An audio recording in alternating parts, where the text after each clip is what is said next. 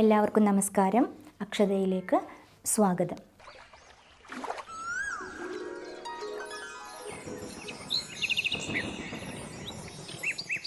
കഴിഞ്ഞ ദിവസം രണ്ടു മനുഷ്യർ സംസാരിക്കുന്നത് ഞാൻ കേൾക്കാനിടയായി. അപ്പോൾ അവർ പറയുന്നത് എനിക്കറിയാവുന്ന മൂന്നാമതൊരു വ്യക്തിയെക്കുറിച്ച് ആയതുകൊണ്ട് തന്നെ അതെനിക്ക് വളരെ സങ്കടകരമായി തോന്നി.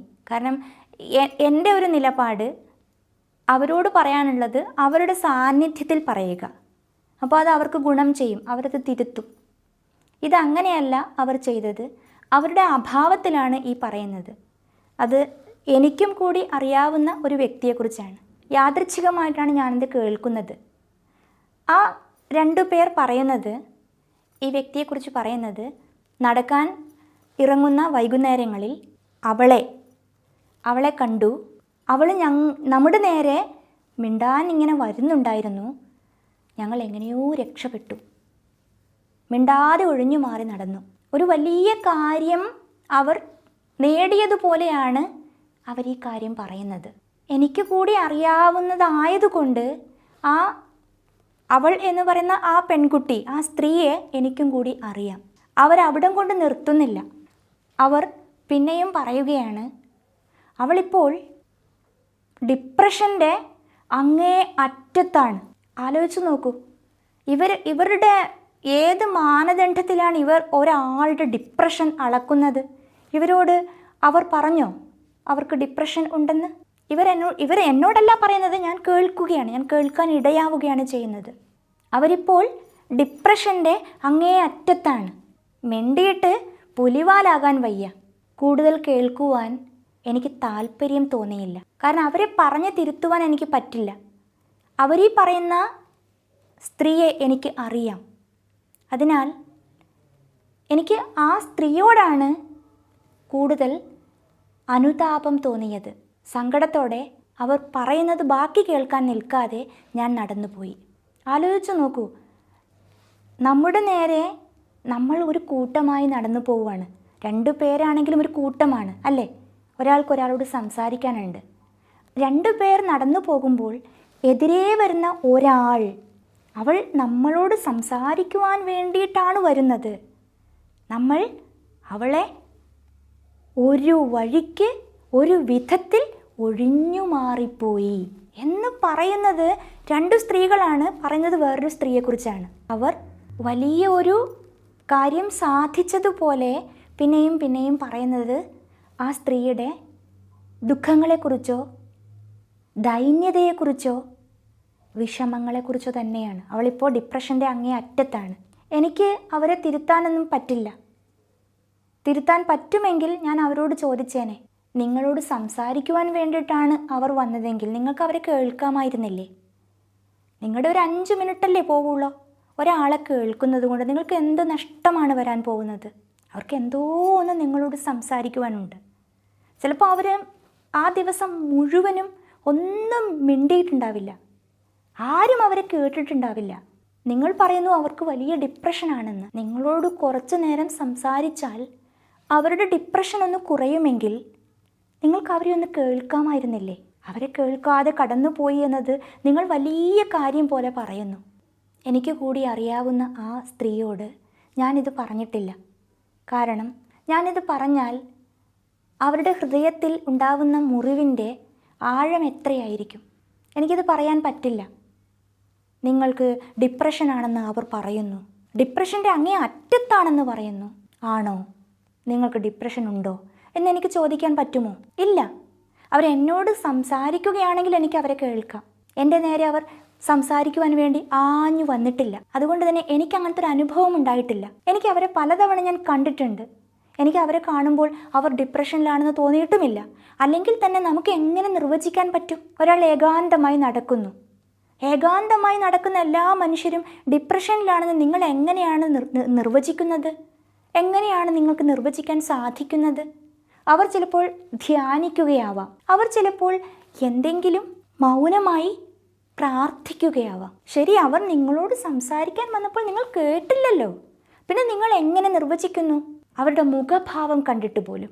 മുഖത്തെ ഭാവങ്ങൾ എന്ന് പറയുന്നത് ചില മനുഷ്യർ എടുത്ത് അണിയും. ചില മനുഷ്യർക്ക് അണിയാൻ അറിയില്ല. ചില മനുഷ്യർ സന്തോഷങ്ങളൊക്കെ എടുത്ത് അണിയും. നിറയെ ചിരിച്ച് വളരെ സന്തുഷ്ടരാണ് ഞാൻ വളരെ ഹാപ്പിയാണ് എന്ന് വളരെ ആ മുഖം നിറയെ സന്തോഷമായിരിക്കും. ചിലപ്പോൾ അവരുടെ മനസ്സ് ശബ്ദമില്ലാതെ കരയുന്നുണ്ടാകും. ഈ സന്തോഷമുള്ള മുഖം കണ്ടിട്ട് നമുക്ക് പറയാൻ പറ്റുമോ, നിർവചിക്കാൻ പറ്റുമോ അവർ വളരെ സന്തുഷ്ടയാണ്, ലോകത്തിലെ ഏറ്റവും സന്തോഷവതിയായ സ്ത്രീയാണ് അവർക്ക് ഡിപ്രഷനേ ഇല്ല, അവർക്ക് യാതൊരുവിധ മാനസിക പിരിമുറുക്കങ്ങളും ഇല്ല എന്ന് പറയാൻ പറ്റുമോ? ഒറ്റയ്ക്ക് ഒരാൾ നടന്നു വരുന്നു എന്നതുകൊണ്ട് മാത്രം, അവരുടെ മുഖഭാവം കണ്ടതുകൊണ്ട് മാത്രം നിങ്ങൾ എങ്ങനെയാണ് ഒരാളെ ഇങ്ങനെ വിലയിരുത്തുന്നത്, എങ്ങനെ ജഡ്ജ് ചെയ്യുന്നത്? ഇങ്ങനെയാണ് നമ്മുടെ ഇടയിലുള്ള പല മനുഷ്യരും. ഒരു മാനദണ്ഡങ്ങളുമില്ലാതെ വെറുതെ അങ്ങ് പറയുകയാണ്. ഈ പറച്ചിലുകൾ ചെറിയ ചെറിയ സൗഹൃദ വലയങ്ങൾ പകർന്ന് വലിയ വലിയ നുണകളാവുന്നു. അപ്പോഴും ഈ പാവം സ്ത്രീ അറിയുന്നില്ല അവരെക്കുറിച്ച് ഇങ്ങനെ കുറേ ആൾക്കാർ പറയുന്നുണ്ടെന്ന്. ഞാൻ പിന്നീടും അവരെ പലയിടത്തും അവർ നടന്നു പോകുന്നത് കാണാറുണ്ട്.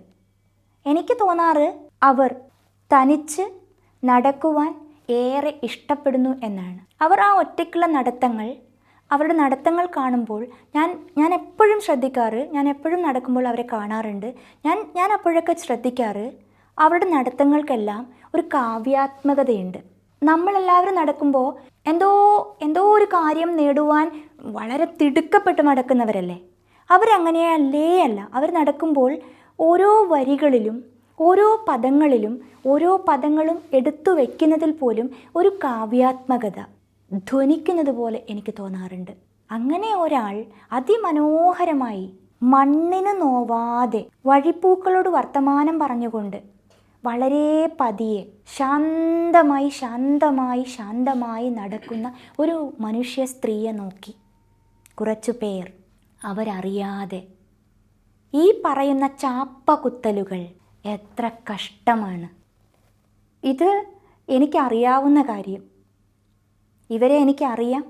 ഇവർ ഈ പറയുന്നത് ഞാൻ കേൾക്കാനിടയായി, എന്നോട് നേരിട്ട് പറഞ്ഞതല്ല, യാദൃച്ഛികമായി ഞാൻ കേൾക്കാനിടയായതാണ്. അപ്പോൾ എനിക്ക് അവരെ തിരുത്തണമെന്നുണ്ടായിരുന്നു. പക്ഷെ എനിക്കതിന് പറ്റില്ല. കാരണം അത് ഒരു കൂട്ടം ആൾക്കാരാണ്. അവരെ നമുക്ക് തിരുത്താൻ പറ്റില്ല. കാരണം ഞാൻ അങ്ങനെ പറഞ്ഞാൽ ഞാൻ ആ പറഞ്ഞ് എഴുന്നേറ്റ ഉടൻ അവരെന്നെക്കുറിച്ചും പറയും. അതുപോലെ ആയിരിക്കില്ല വേറെ എന്തെങ്കിലും. ആ സ്ത്രീക്ക് എന്താണ് നമ്മളോട് പറയേണ്ട കാര്യം, അവരാരാണ്, അവർക്കെന്തോ കുഴപ്പമുണ്ട്, ഈ മട്ടിലായിരിക്കും പറയുക എന്ന ഒരു ഭയം ഉള്ളതുകൊണ്ട് ഞാൻ ആ രംഗത്തു നിന്നും പെട്ടെന്ന് നടന്നു പോയി. കാരണം ഒരാളുടെ അഭാവത്തിൽ അവരെക്കുറിച്ച് കുറ്റം പറഞ്ഞത് കേൾക്കുന്നത് വളരെ കഷ്ടമാണ്. പിന്നീട് എപ്പോഴെങ്കിലും ആ സ്ത്രീ അവരുടെ നേരെ നടന്നിട്ട് സംസാരിക്കാനുണ്ടെന്ന ഭാവേന നടന്നിട്ടുണ്ടാവുമോ എന്നെനിക്കറിയില്ല. ഒരു നിമിഷം നിൽക്കുക. നിങ്ങളൊരു കൂട്ടം ആൾക്കാർ ചിരിച്ചു കളിച്ചു നടക്കുന്നവരാണെങ്കിൽ ശരി, നിങ്ങളുടെ നേരെ വരുന്ന ആ ഒറ്റപ്പെട്ട മനുഷ്യൻ ഒന്നുമല്ലെങ്കിൽ അതൊരു സ്ത്രീയല്ലേ. ആ ഒരു സ്ത്രീക്ക് നിങ്ങളോട് എന്തോ പറയാനുണ്ടെന്ന് നിങ്ങൾക്ക് തോന്നുന്നുവെങ്കിൽ നിങ്ങൾ അവരെ അങ്ങ് ഒഴിഞ്ഞു മാറിപ്പോയപ്പോൾ നിങ്ങളെന്തോ വലിയ കാര്യം സാധിച്ചു എന്ന് പറഞ്ഞ് ചിരിക്കുന്നുണ്ടെങ്കിൽ ഞാൻ പറയും, ആ ഒറ്റയ്ക്കുള്ള സ്ത്രീക്കല്ല ശരിക്ക് കുഴപ്പം, നിങ്ങൾക്കാണ് ശരിക്ക് കുഴപ്പം. എന്താണെന്നറിയാം നിങ്ങളുടെ കുഴപ്പം?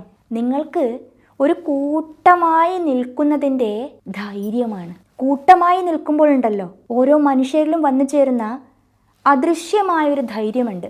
എന്തും ചെയ്യാം, എനിക്ക് എന്തും പറയാം, ഞാൻ വലിയ ആളാണ്, എനിക്ക് എന്തും ചെയ്യാൻ പറ്റും, എനിക്ക് എന്തും പറയാൻ പറ്റും, എൻ്റെ ചുറ്റിലും കുറേ പേരുണ്ട് എന്ന ധൈര്യമാണ്.